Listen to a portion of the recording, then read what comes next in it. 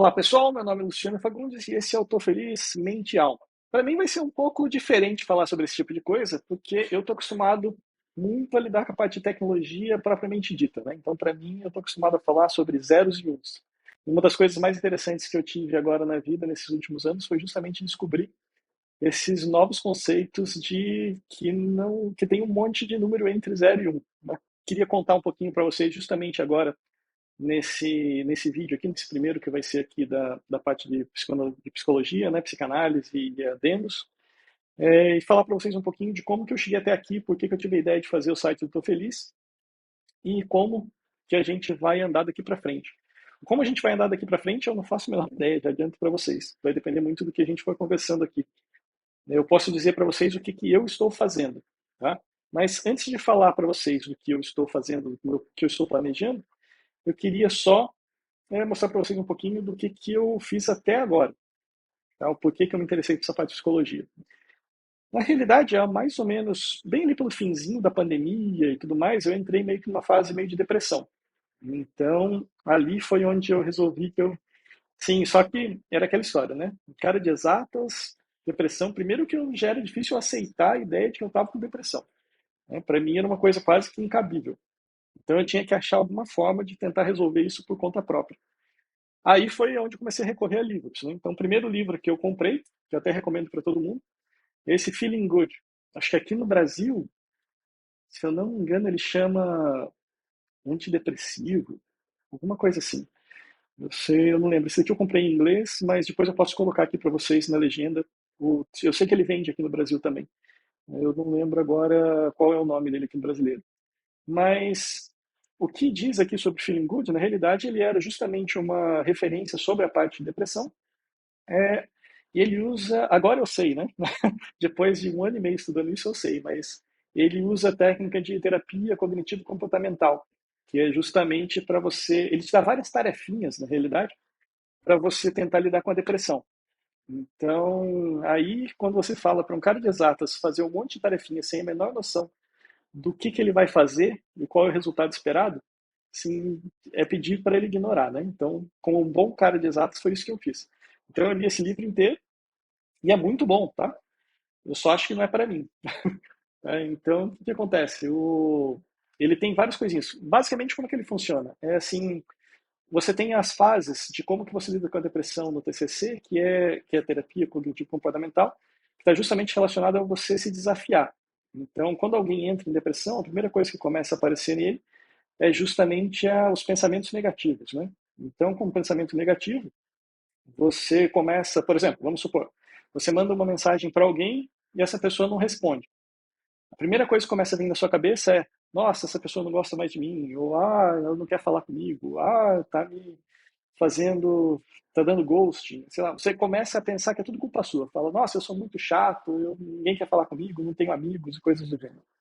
Tá? Então, o que a técnica do TCC diz é justamente que você tem que começar a combater esses tipos de pensamentos. Então, quando esse pensamento aparece, isso daí é uma coisa involuntária, aparece mesmo, você meio começa a sentir pena de você mesmo. Então, ele diz que você tem que pegar e começar a combater justamente contra-argumentando.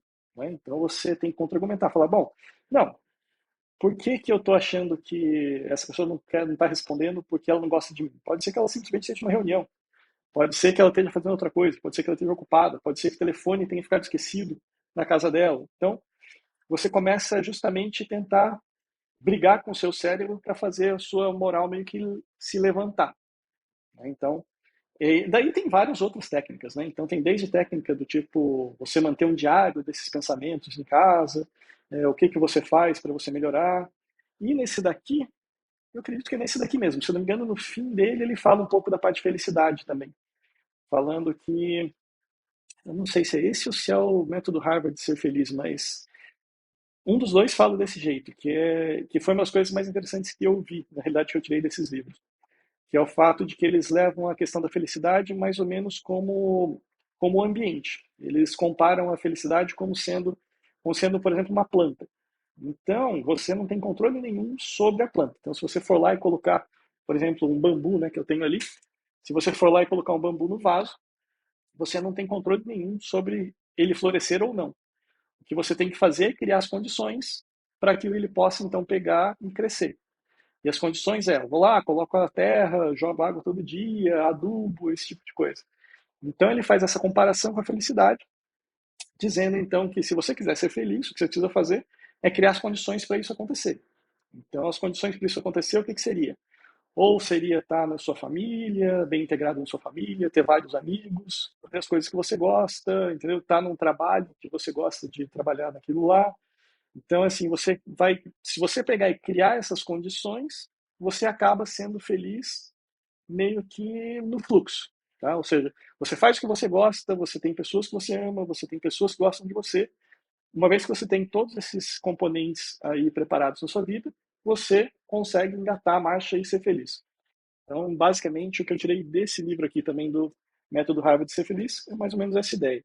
Mas é o que eu falei para vocês. Essas tarefinhas que ele passava para fazer, isso não era para mim. Então, sim, eu era cabeça dura demais na época para pensar em fazer esse tipo de tarefinha que ele passa. E aí foi a hora que eu cheguei e falei, bom, beleza, então tô ferrado mesmo, vou fazer terapia. Aí comecei a fazer terapia. Passei por acho que uns 2 ou 3 terapeutas aqui em São José dos Campos. E eu, sinceramente, não estava pronto para fazer terapia. Então eu fazia aquela coisa meio emburrada. E acho que por isso que também não estava dando muito certo. E aí o que eu resolvi fazer foi o seguinte, falei, bom, já que não está dando nada certo, vou começar a estudar. Né? Então, mais uma vez, eu na minha prepotência falei, não, eu vou ter que resolver isso por conta própria. Foi quando eu comprei esse outro livro aqui, que é o livro Vermelho de Jung. Aqui foi onde a psicanálise meio que me pegou de verdade. Aqui eu achei, pensar assim, eu li esse livro aqui, eu nem consegui ler, ó, tá marcando aqui, acho que eu devo ter lido mais ou menos até a metade. Por quê? Porque da metade ali em diante, eu já não conseguia nem entender o livro mais. Esse livro aqui, para quem não conhece, sim, eu acho que ele não é bem de leitura para introdução, tá? Na realidade, o que, que esse livro aqui faz? Esse daqui é o seguinte, você tem Freud, né, que foi quem criou a psicanálise. Tá? Então, tudo começou em 1900, 1900 e pouquinho com Freud. Jung foi um dos estudantes de Freud. Mas eles tiveram um desentendimento e Jung daí partiu para a carreira solo. Né? E esse livro aqui, desse livro vermelho de Jung, na realidade é assim, o Jung ele costumava fazer algumas meditações que ele chamava de imaginação ativa. E isso, olha só, eu comprei esse livro aqui há uns 2 anos atrás e eu fui realmente entender a imaginação ativa, acho que há uns 2 ou 3 meses atrás. Então, por isso que eu nem consegui chegar a passar mais da metade. Porque isso daqui é como se fosse meio que um diário de Jung, aonde ele fazia essa imaginação ativa, não, são muitas meditações que ele fazia, e ele ia justamente mantendo um diário dessas meditações todas. Então, e é um diário que é engraçado. Você, assim, para mim era mais ou menos o Netflix do Jung, que era essas meditações ativas, porque se você começar a ler, você vê ali que ele tem quase que um seriado de meditação ativa, né? Então ele tem um dia ele tem um sonho, no dia seguinte ele continua aquele mesmo sonho, que para mim na época eu achava que era sonho, mas daí depois é que eu fui entender que era essa imaginação ativa.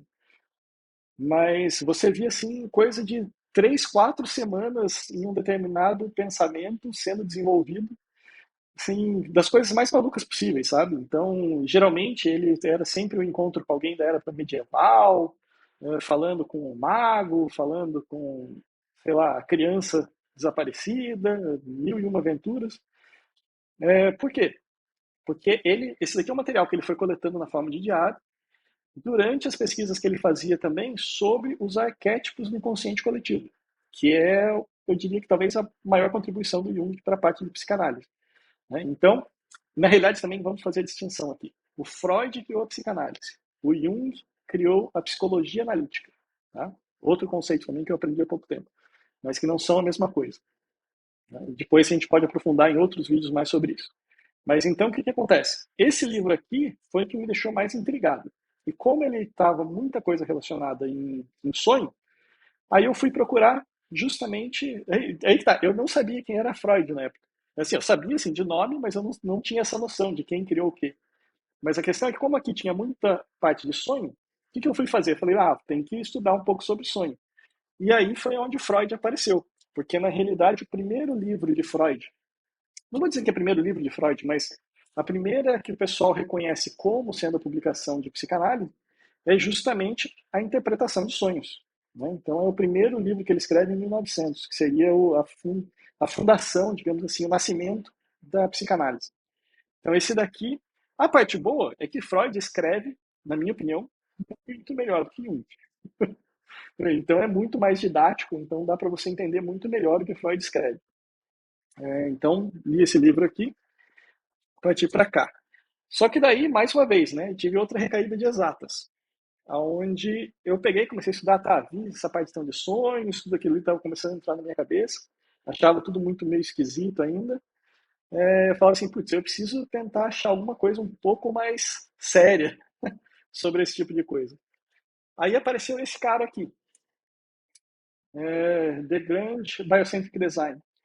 Esse daqui é o seguinte, eu tenho muitos questionamentos sobre tudo isso, que a gente ainda vai falar muito aqui nessa parte de filosofia, de psicologia, psicanálise e coisas do gênero. Que é o seguinte, esse cara aqui é um pesquisador, ele é um biólogo, tá? Que trabalha com físicos e matemáticos para tentar demonstrar toda aquela parte de consciência, de física quântica. Eu acho que boa parte do que vocês veem por aí de coach quântico, esse tipo de coisa, eu não acho que saiu daqui, né? Porque isso já vem bem de antes. Tem o segredo, tem o cabalho, toda aquela coisa lá.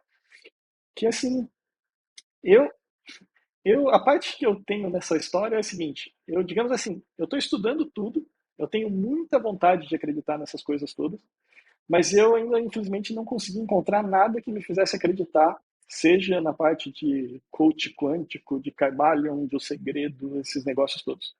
Eu acho que eu tenho a mente aberta o suficiente para tentar descobrir que isso daí funciona. Mas eu tenho que também ser honesto o suficiente para dizer que até agora eu não vi nada que relacione nada dessas coisas com a física quântica ou com esse tipo de pensamento. E a gente com certeza vai desenvolver isso daí em outros episódios aqui do podcast. Tá? Mas esse cara aqui, para quem gosta mais da parte de física, eu acho que vale a pena ver. Ele trata muito bem a parte da morte, de como é que funcionaria, por exemplo. Sim, ele pega a ideia da física quântica, extrapola isso daí para o mundo macro, né, que é onde a gente vive, e tira várias ideias da física quântica aplicando como se estivesse no macro. Assim. A ideia toda desse livro aqui tá no seguinte, está na ideia de que eu tenho uma metáfora que acho que exemplifica bem, que é o seguinte, é aquela metáfora que ele usa de uma grande árvore que está numa ilha deserta, e essa ilha deserta ela não tem nenhum animal, nenhum ser vivo, tá? E está a muitos quilômetros de qualquer ser vivo. Então, a pergunta que ele coloca no livro é o seguinte: se dentro dessa ilha, né, que não tem nada, não tem nenhum ser consciente ali dentro, uma árvore cai, a pergunta é: existe barulho? E a resposta, né, você já deve imaginar, que não existe barulho. Tá? Por quê? Porque o barulho é um conceito de um ser consciente. Tá? O que eu quero dizer com isso? O barulho é o que você percebe no seu cérebro. Então, por exemplo, quando eu estou aqui falando com vocês, está saindo o ar da minha boca, está vibrando, indo até o microfone aqui. O microfone ele é digitalizado, aí vai passar aí para vocês, vai vibrar o ar aí na casa de vocês, vai chegar no seu ouvido, e o seu ouvido, a vibração que aparecer ali no seu tímpano é o que vai ser transformado em sinal elétrico de novo, vai para o seu cérebro, e aí você está me escutando. Tá? Ou seja, o próprio barulho depende de alguém para escutar. Tá? Então, como nesse exemplo aqui não existe nenhum ser consciente próximo desse lugar onde essa árvore caiu, o que vai acontecer vai existir um grande deslocamento de ar. Tá? Ou seja, a árvore vai cair, uma árvore gigantesca, vai deslocar um monte de ar, vai vibrar o ar ali, mas esse ar ele vai se desfazer, vai se dissipar. Essa vibração vai dissipar antes de chegar em um ser consciente. Então, isso significa que não vai existir barulho. Então, assim, não vai ter ninguém para receber essa vibração do ar, entrar no cérebro e decodificar aquilo ali como dizendo, nossa, teve um barulho, a árvore caiu. Tá? Por que eu contei então essa metaforazinha para você? Porque é o seguinte, o conceito todo desse livro está baseado assim, existia um nada, em algum momento existiu a primeira consciência. E aí, essa consciência, aí é que ele extrapola da ideia do quântico, né? Que é aquela história. Todo o universo, teoricamente, estaria em formato de onda, ou seja, estaria sem uma forma física. A partir do momento que existiu a primeira consciência, essa consciência começou a materializar o universo. Por quê? Porque o fato de você observar a onda é que, teoricamente, faria a partícula começar a se materializar, colapsar em matéria, e daí, dali, o universo aparece. Então, todo o conceito aqui desse Grand Biocentric Design significa que o universo foi criado a partir do observador. Então, não foi que o universo apareceu primeiro e depois os seres vivos apareceram.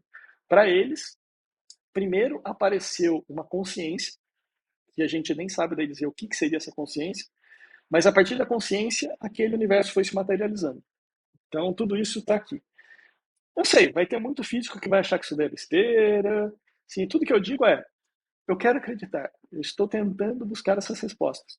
Eu sei que a parte de física quântica da maioria desse pessoal que fala que é quântico está totalmente furado, mas a gente vai conversar disso daí mais para frente. Vamos pegar alguns temas mais específicos e conversar para entender o que estou falando, tá?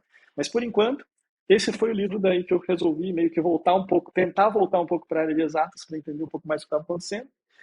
É, e aí, continuei estudando a parte de psicologia e tudo mais, Jung, Freud. E aí, vamos puxar o ganchinho da inteligência artificial um pouco para a gente, né? Que é o seguinte: uma das coisas interessantes que eu vi é que Jung ele era meio fanático pelo I Ching, né?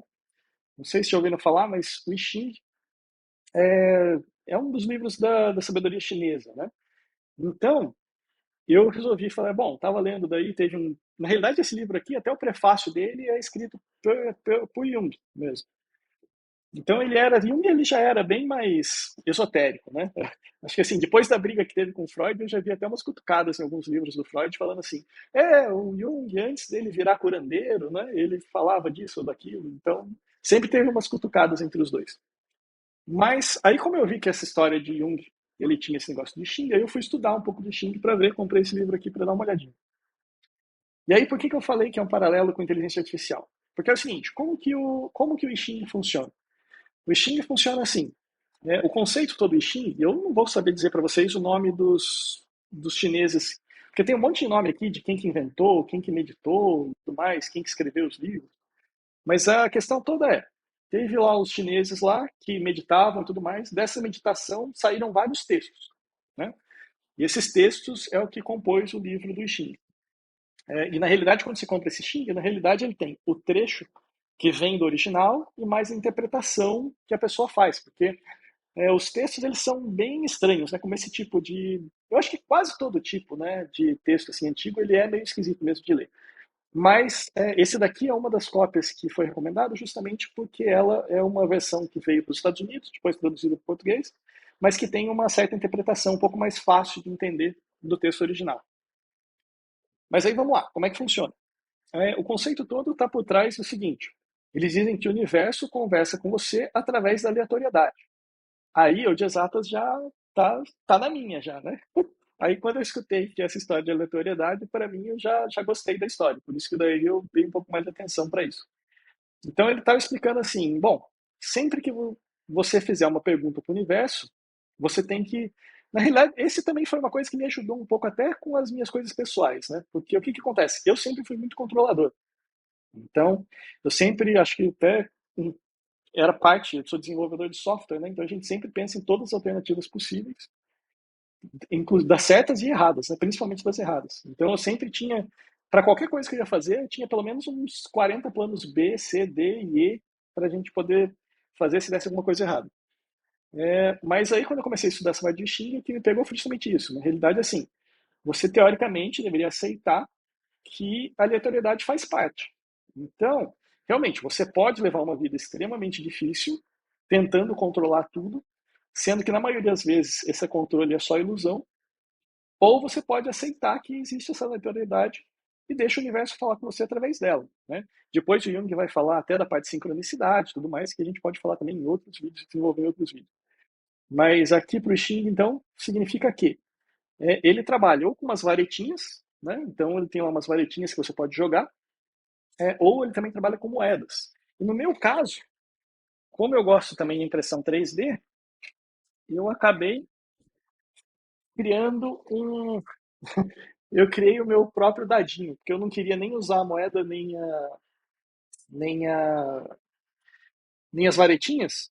Então eu criei um dado que na realidade tem exatamente, como ele falava de probabilidade, né, e só importava a probabilidade da história, eu acabei pegando então e fazendo um dadinho que tem exatamente a mesma probabilidade de cair nessas casinhas aqui que os gravetinhos têm, que são acho que 12 gravetos, se eu não me engano.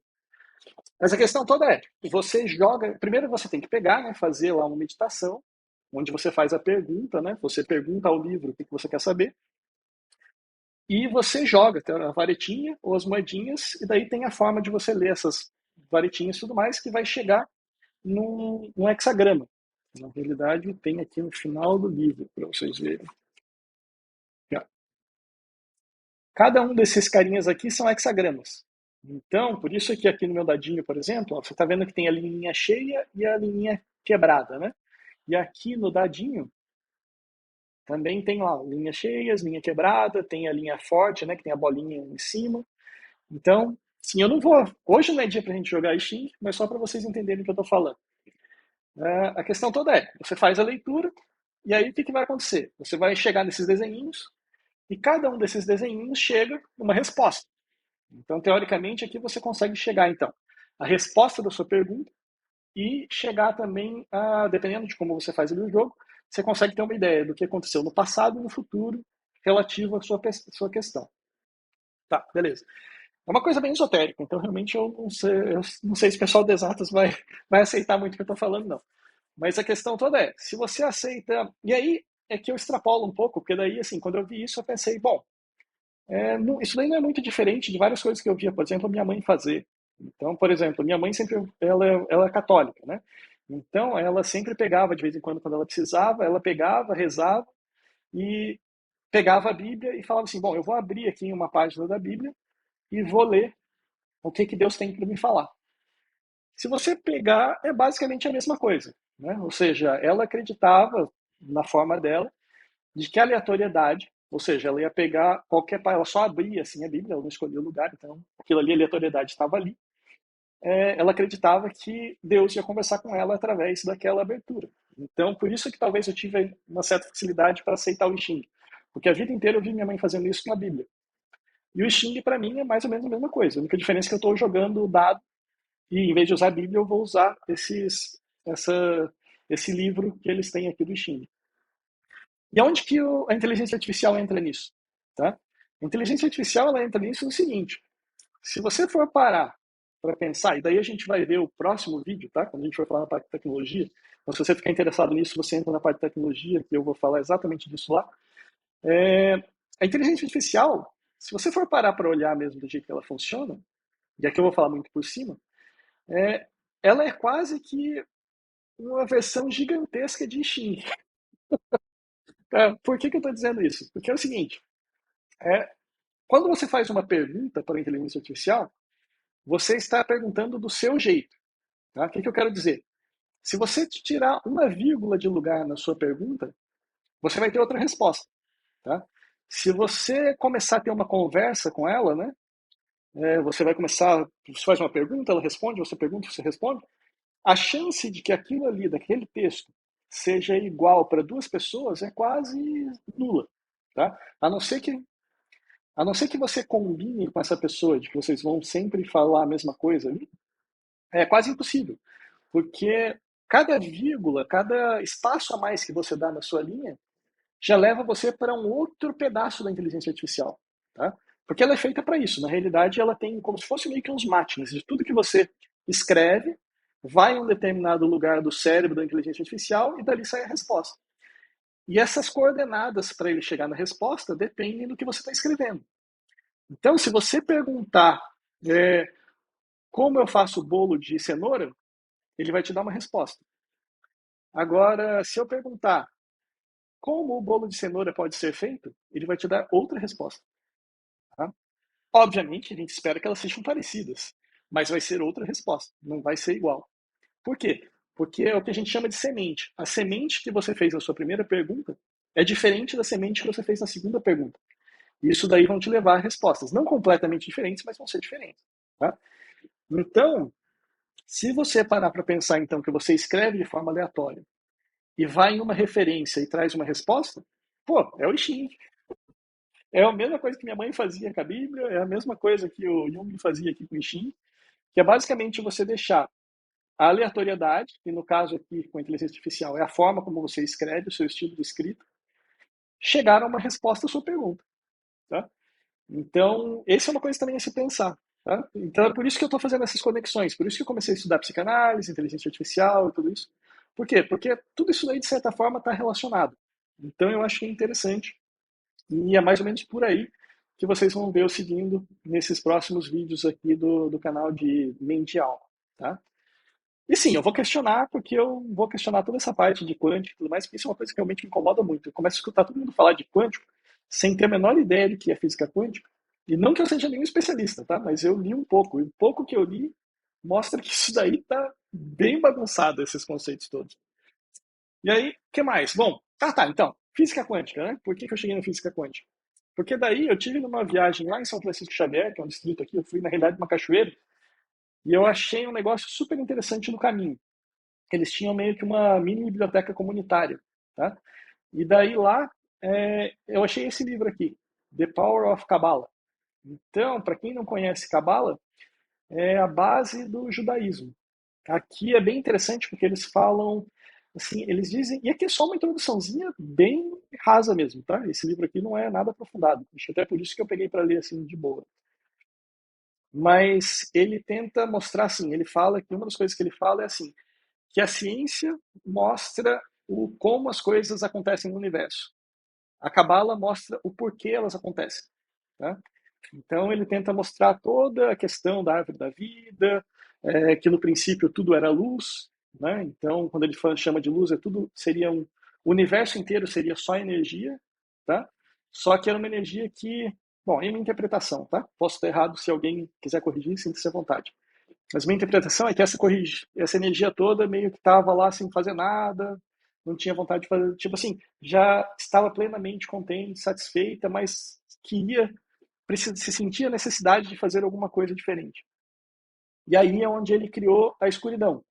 Então a escuridão eles chamam, acho que de 1%. Então teoricamente existe um universo que é 99% de energia e 1% é a matéria, que é onde a gente está. Então eles criaram na realidade camadas de véus, né?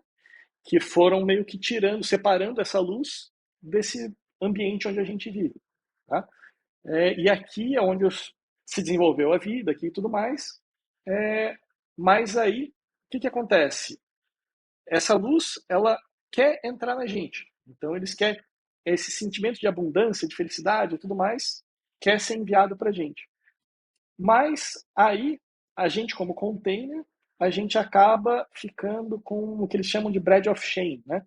Seria assim, não lembro agora a tradução disso para português, mas seria o vergonha do pão. Mas o que ele quer dizer é basicamente que é como se a gente não quer receber essa luz que vem de fora, né? Que teoricamente seria toda a felicidade, todo contentamento, toda abundância, porque a gente não fez nada para recebê-la. Então, é mais ou menos como se a gente não merecesse, a gente não se sente merecedor dessa luz do universo. Então, por causa disso, a gente começa a querer fazer a nossa evolução espiritual aqui na Terra para que a gente possa fazer por merecer essa luz que o universo quer dar para a gente.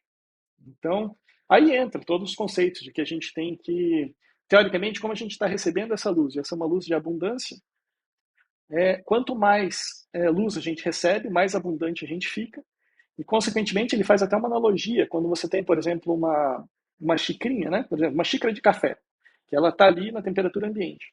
Aí você coloca o café dentro dela, a xícara recebe o café e, consequentemente, a xícara também fica quente. Então, a analogia que ele faz é, da mesma forma que o café, né, o container do café ficou quente, você, ao começar a evoluir espiritualmente, você começa a receber essa energia e automaticamente você é uma energia de abundância. Então, a própria energia que você recebe faz com que você tenha a vontade de compartilhar isso daí com os outros. É a hora então que você começa a querer fazer boas ações, quando você começa a querer ensinar os outros, porque teoricamente quanto mais coisas você faz, quanto mais coisas você dá para o universo, para o seu mundo aqui ao redor, mais permite que você retire essa questão de merecimento do caminho e permite que você receba mais e mais luz, mais dessa energia cósmica que está vindo aí do universo. Tá? Então, eu li esse livro, achei interessante, na realidade, do ponto de vista assim, de espiritualidade, acho que foi um dos mais legais que eu já li, então acho que vale a pena para quem tem interesse dar uma olhada nisso. Mas daí, para mim, né, mais uma vez, cara de exatas, esse cara aqui ele fala o seguinte, que ele faz uma comparação, e ele sugere um livro chamado de Universo Elegante. Tá? Ele fala assim, ele está falando uma parte lá que ele fala que, se eu não me engano, são 9 véus, né, que separam esse nosso universo aqui, esse centro de escuridão, né, que a gente tem do universo de luz. E ele teve uma conversa com o autor desse livro, do Universo Elegante, comparando justamente porque a física quântica estava naquela época determinando que a gente poderia ter 9 dimensões espaciais, né? Que na realidade, depois que eu li no livro, acho que ele chega ali a 10 dimensões espaciais e mais uma dimensão do tempo, que também é uma coisa que a gente pode falar depois, que é esse livro aqui. Então, se eu sair da cabala para ler física quântica. E é daqui, na realidade, que eu tiro a maior parte. Daqui de vários podcasts, né? Porque eu vejo o podcast lá do Sarkani, tem vários outros que eu tenho assistido lá também para ver esse tipo de coisa. Mas boa parte da base teórica de física quântica eu tirei desse livro aqui, né? Do Brian Greene, que é o Universo Elegante. Esse daqui eu também recomendo bem para quem quer poder realmente conversar sobre física quântica, tá? Então ele fala da parte. E esse aqui é muito legal, porque ele começa falando das teorias de Einstein, tá? Da teoria da relatividade especial, teoria da relatividade geral, das leis de Newton, né? Os problemas que teve com a gravidade para incluir e como que Einstein resolveu tudo isso. Depois ele faz o salto para a física quântica, e depois ele entra na teoria de cordas. E ali na teoria de cordas, ali é que ali é que o porco torce o rabo, né? Porque ali é que a coisa realmente fica feia. Ali, assim, que deve ser o quê? Eu acho que eu acabei a teoria de cordas agora, deve estar ali mais ou menos no segundo terço do livro. Ali, sinceramente, a maior parte dos físicos não tem a menor ideia de como é que funciona isso.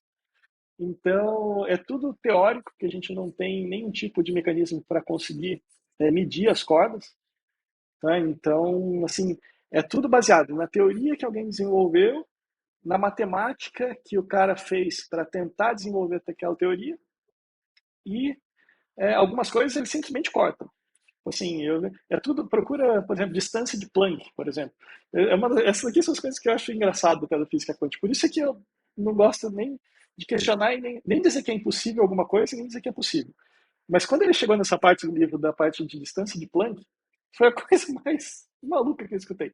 Porque ele falou assim, tudo bem, se a gente pegar o espaço-tempo, né, da física aqui newtoniana, da relatividade geral e tudo mais, ele vê o espaço-tempo como uma coisinha lisa, né? Tipo assim, você tem as 3 dimensões do espaço, mais a dimensão do tempo, e aquilo ali está correndo sem grandes perturbações, né? É o que a gente experiencia aqui no nosso mundo normal do dia a dia. Então, você é bem coerente você pensar que você está andando de um ponto X a um ponto Y e você simplesmente vai até lá. O que acontece é o que as equações mostram. Mas, se você daí começa a olhar para o quântico, né? Ou seja, você começa a expandir cada vez mais esse espaço, você, teoricamente, teria que ter um monte de perturbação quântica ali, que é um monte de matéria ali que é criada e ela cria e depois some ao mesmo tempo. É aquela velha história da onda e partícula, só que a energia para acontecer tudo isso é tão rápido e tão assim impossível de prever, que é uma coisa que teoricamente está acontecendo, mas digamos assim, dizem que está acontecendo porque é o que poderia provar e resolver um monte de problemas das teorias anteriores, né? É o que teria que integrar a física quântica com a relatividade geral, é a teoria das cordas, que é quem diz tudo isso daí, né? Que tem um monte de vibração acontecendo, um monte de matéria dando pop aqui e ali, mas que aí o que eu achei mais engraçado é que assim, ele fala assim, bom, se você começar a ir muito, muito, muito, muito baixo, né? Então, teoricamente, era para dizer que a relatividade geral de Einstein, né, o modelo que ele propõe de tempo e espaço, não funcionaria. Porque, em vez de ser esse contínuo perfeitinho, né, onde você diz que, beleza, eu estou vendo espaço, estou conseguindo me mover no espaço e tudo mais, na realidade era porque tem um monte de perturbação ali. Só que daí vem a tal da distância de Planck, que eles falam assim, não, mas a distância de Planck, teoricamente, é o máximo que uma corda conseguiria crescer antes dela, digamos assim, maior do que aquela distância, teoricamente, ela ficaria visível. Então não seria mais quântico. E assim, por favor, físicos, sintam à vontade para dizer que eu estou falando a maior besteira do mundo aqui. Mas a questão toda é a seguinte: o que eles dizem é que tudo, como essa parte de física quântica acontece toda dentro dessa distância de Planck, e a gente não tem nenhum mecanismo que consiga medir, porque daí na própria teoria, eles já dizem lá que assim, eu só consigo medir alguma coisa, pelo menos da forma como a tecnologia desenvolve agora, com algo menor do que aquilo. Então, teoricamente, como é que eu faço? A ideia toda é o seguinte: imagina que eu quero medir esse dado. Eu pego, jogo um monte de coisa nele, jogo um monte de bolinha de gude nele, ou um monte de bolinha. Mas o que vai acontecer? Em cada lugar que ele bater aqui, ele vai bater e vai ricochetear. Tá? Então, o que vai acontecer? Depois que ele bateu e ricocheteou, eu pego aonde ele ricocheteou aqui no sensor e reconstruo esse desenho. Tá? Então, por quê? Porque eu vejo o ângulo que ele saiu, eu sei que se ele bateu aqui e caiu ali em cima, significa. Se ele veio reto e bateu ali para baixo, significa que ele teve que sair daqui. Então, com isso, eu consigo recuperar todos os pontos. Tudo de exatos agora, hein, gente? Mas eu consigo recuperar e redesenhar tudo isso daqui. Só que para eu poder fazer isso, eu preciso ter alguma coisa que seja pequenininha, ou seja, eu tenho que ter alguma coisa menor. Quanto menor, melhor para eu conseguir pegar todos os detalhes, porque daí vai bater em todos os ângulos possíveis aqui, e eu vou conseguir daí pegar todos os detalhes e reconstruir isso daqui. E aí vem essa história da, da distância de Planck, onde ele fala assim, não, só que eu não consigo ter nenhum objeto menor do que isso. Tá? Então, a distância de Planck, teoricamente, seria o maior tamanho possível para o mundo quântico. E, ao mesmo tempo, eu não existe nenhuma forma de eu conseguir hoje alguma coisa menor do que isso. Sim, toda a tecnologia que a gente tem atual não tem isso. Aí, qual que é a brilhante ideia do cara? O cara fala assim, não, se eu não tenho, então, nada para poder medir isso daqui, então ele não existe. Então, esse mundo aqui não existe. Se ele não existe, então daí não bagunça a teoria de Einstein. Então, a teoria do espaço e tempo ela fica lisinha. Por quê? Porque se eu não consigo medir esse mundo quântico, significa que ele não existe, eu posso tirar ele das equações, então daí tá beleza. Então eu consigo trabalhar. Einstein está certo e a física quântica também está. Então, assim, eu fico meio maluco com esse negócio, porque eu começo a ver assim, que aí você começa a ver que é quase fé, né? Eu acho que o que separa isso de fé é que é o seguinte, tudo bem, a fé depende de uma solução mágica, tá? Então essa é a grande diferença entre a ciência e a religião, né, no caso. Se você tem alguma coisa que você chega, por exemplo, num determinado momento, e a única resposta que você tem é porque o universo fez desse jeito, ou é porque Deus quis, ou esse tipo de coisa, então aí você está falando de religião, aí não tem mais conversa. Então é quando você chega assim, nossa, fui mal na prova. E você chega e fala, fui mal na prova porque Deus quis desse jeito. Tá, então não tem o que fazer. Então para ali. Por isso que isso daí é religião, fé não é ciência. Então, por que, que a física quântica, mesmo com essas maluquices, continua sendo ciência? Porque na realidade o que acontece embora o cara fale, isso daqui não existe, então dá para as duas conviverem, beleza. Só que ele tem um monte de teoria e um monte de equação, um monte de fórmula matemática que indica que essas coisas funcionam. Tanto a parte de física, de quântica, quanto a parte de física newtoniana, de relatividade e tudo mais. E assim, eles têm a expectativa de que um dia a gente vai ter uma tecnologia suficiente que vai permitir medir essas coisas todas. Então, eles continuam teorizando, as equações mostram o que deveriam mostrar, então, mas não tem como fazer nenhum tipo de experimento. Tipo, a tecnologia que existe hoje não permite que se faça experimento.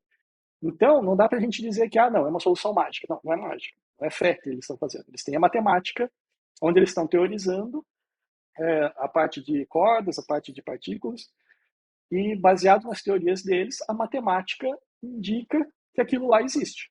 Só não foi possível provar ainda.